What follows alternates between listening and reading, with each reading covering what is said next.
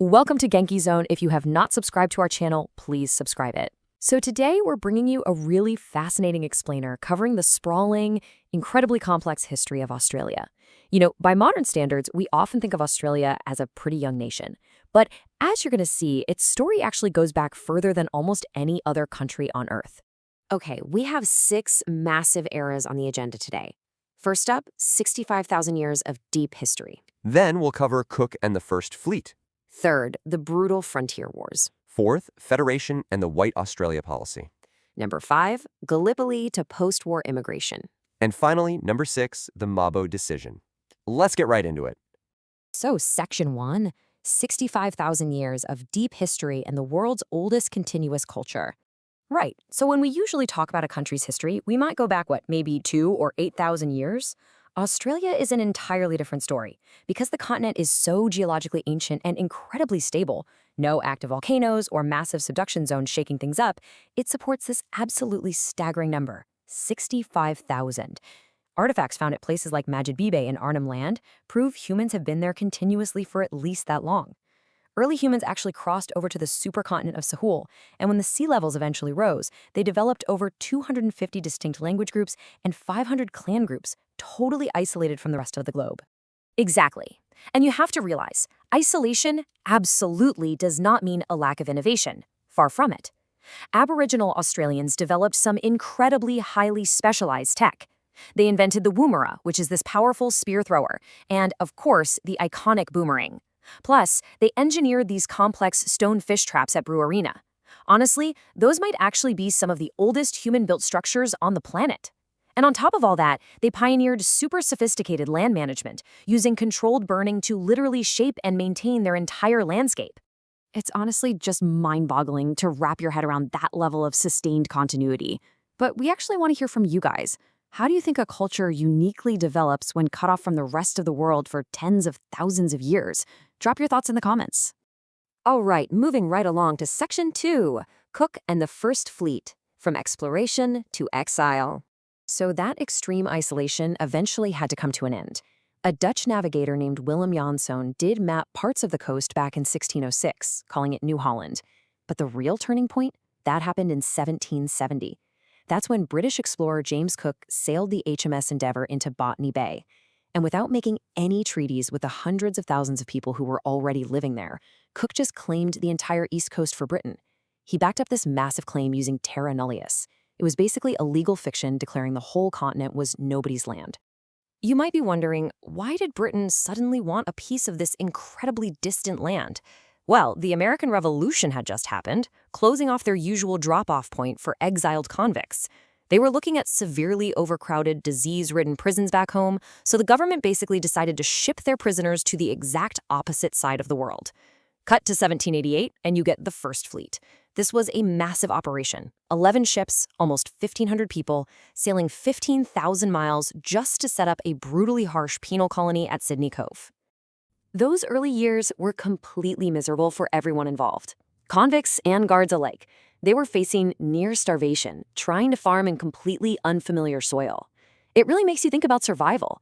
If you were exiled to an unknown continent today, what is the one modern item you'd want to bring with you? Let us know in the comments. Okay, let's transition to our third section, the brutal frontier wars. This covers the era of conflict and dispossession. Right, so this period was heavily driven by a booming pastoral economy, mostly fueled by the wool industry. Free settlers and squatters started grabbing these absolutely massive tracts of land, and that led directly to the frontier wars. And what's really chilling about this, looking back at the historical record, is how complicit the colonial press was. In 1838, the Sydney Herald literally published a piece urging settlers to protect yourselves, shoot them dead. The state was directly involved too. They created these native police forces to patrol the frontiers. To put the sheer scale of this into perspective, modern research estimates that in Queensland alone, state-sponsored frontier killings resulted in over 65,000 Aboriginal deaths. Yeah, it's a staggering reality. And we really need to challenge the old myth that Indigenous Australians simply stepped aside and gave up their land. They absolutely didn't. For over a century, Aboriginal people actively resisted this rapid expansion. They fought back fiercely. Using complex strategies and relying on their deep ancestral knowledge of the land, They stood up against repeating rifles and mounted police to defend their home. Let's move ahead into Section 4, Federation and White Australia, where we see the actual building of a nation. So as these separate colonies grew incredibly wealthy, especially when the gold rushes hit in the 1850s, you get this rapid domino effect. After Tasmania in 1825, new colonies just kept springing up. Now, for decades, they operated as totally separate entities. I mean, they had their own borders, their own tariffs, their own rivalries. They bickered constantly. There was intense debate about unifying the whole continent, and it wasn't until January 1st, 1901, that these 6 distinct colonies finally agreed to join forces and form the Commonwealth of Australia. But the birth of this new democracy came with some massive contradictions. Literally, the very first parliament rolled out the White Australia policy, which severely restricted any non-European immigration. At the exact same time, Aboriginal Australians were entirely excluded from political recognition. They weren't even counted as part of the population in the national census. It's definitely a complex foundation for a brand new country. And that brings up a really profound thought. Does a nation's identity come more from its laws, its conflicts, or its people? We'd love to read your takes, so share your thoughts down below. Jumping into the 20th century now, we hit Section 5, Gallipoli to post-war immigration, an era defined by some major shifting alliances. Right away, this new nation found itself being severely tested on the global stage. Being part of the British Empire, Australia jumped into World War I, sending over 400,000 troops overseas. And the real defining moment for them happened in 1915 at the Gallipoli Peninsula.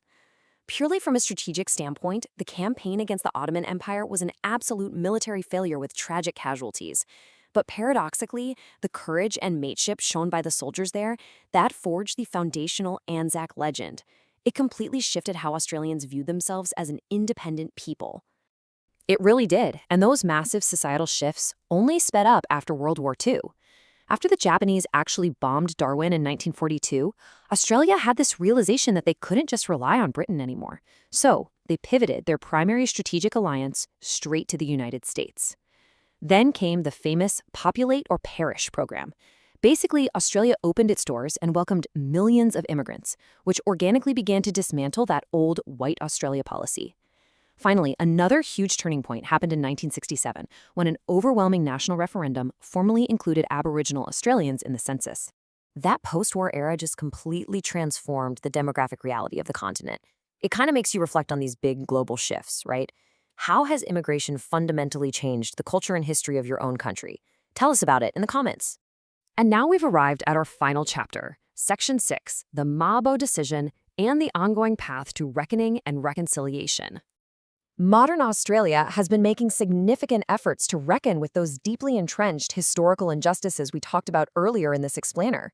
You guys remember Terra Nullius, right? That legal fiction from 1770 claiming Australia was nobody's land?